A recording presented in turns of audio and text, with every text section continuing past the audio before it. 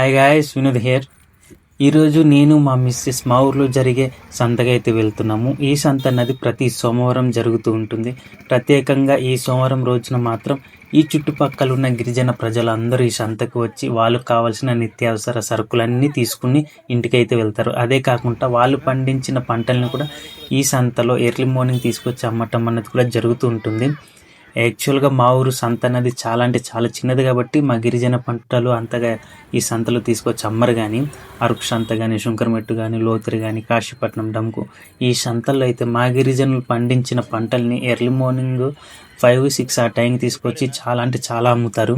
మా ఊరు సంతలో దొరికేవి ఏంటంటే బట్టలు, పిండి వంటలు, రకరకాల కూరగాయలు, ఎండు చేపలు, పచ్చి చేపలు చాలా అంటే చాలా దొరుకుతాయి. ఇవన్నీ పక్కన పెట్టేస్తే మా గిరిజనులు చాలా నేచురల్గా పండించే పంటలు మాత్రం ఇవి.